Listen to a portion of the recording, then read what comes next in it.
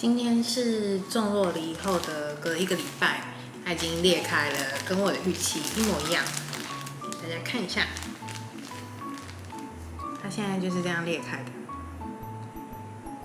这里已经裂开，然后仔细看的话，你可以看到里面的话是有那个根已经快要长出来了。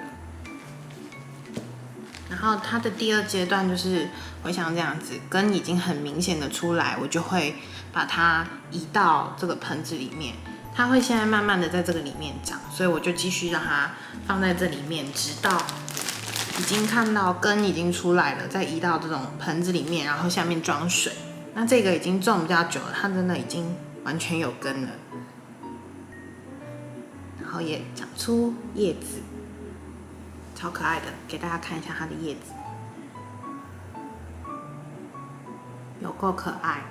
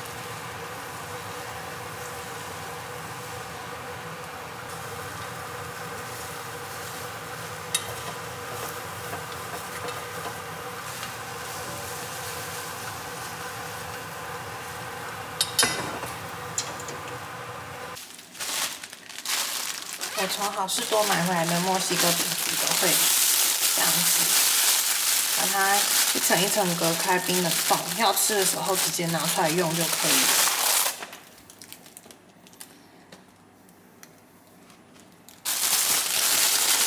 对，撞到了，裂开，换看改天不露营的时候再吃这一块，这样披萨要圆一点。因为好事多这个很大一包，然后如果用这样的保存方式，你就可以吃很久。这块比较圆，拿这块。这个是气炸锅的烤鱼烤盘，今天用它来烤。刚刚的地瓜泥，把它装到挤花袋里面。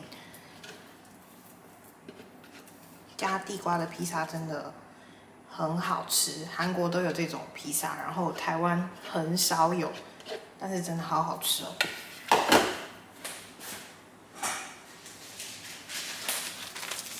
这种挤花袋，一些大卖场就有卖。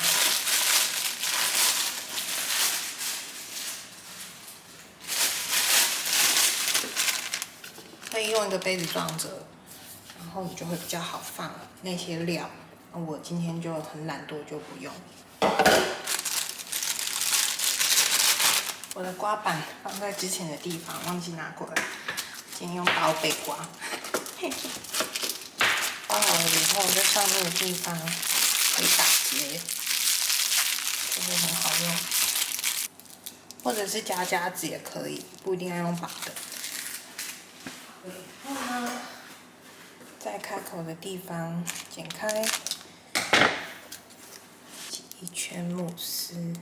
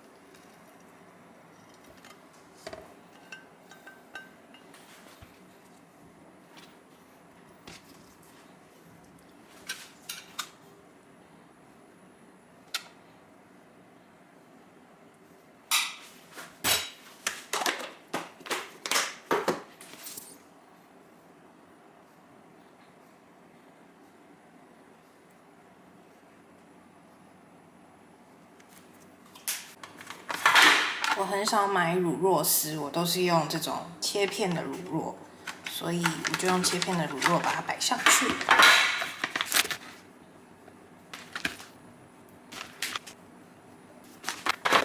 然后在这边顺便跟大家讲一下，为什么我每次用气炸锅都要预热？因为以前玩烘焙的习惯就是，烤箱也都要预热过后才去弄东西，这样子你的食物从一刚开始接触的温度就会是最刚好的，所以我还是都会预热，而且气炸锅预热非常快。我计算过，如果我用180度这样子去预热的话，大概只需要3分钟，所以我还是都会预热，而且它会有提示音出来，所以我每次都会预热。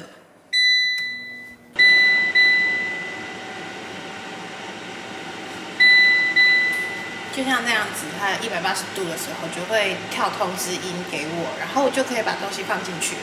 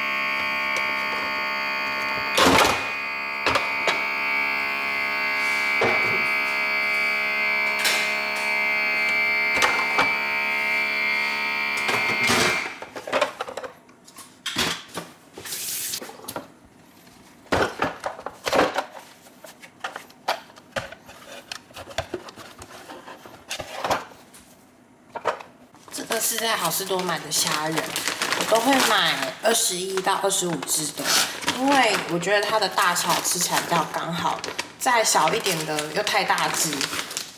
这个的话很好用，然后它是有带尾巴这一段的壳，但是它很好拔掉，我现在要示范给大家看。然后我每次都会要吃的前一天先冰到冷藏，就是用一个盒子冰到冷藏，然后退冰了以后，隔一天就可以用。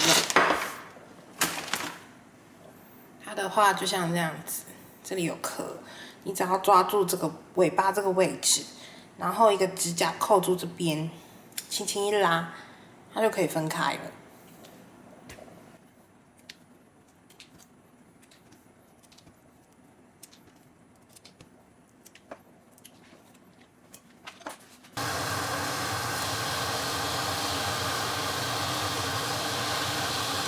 Hey Siri， 计时5分钟。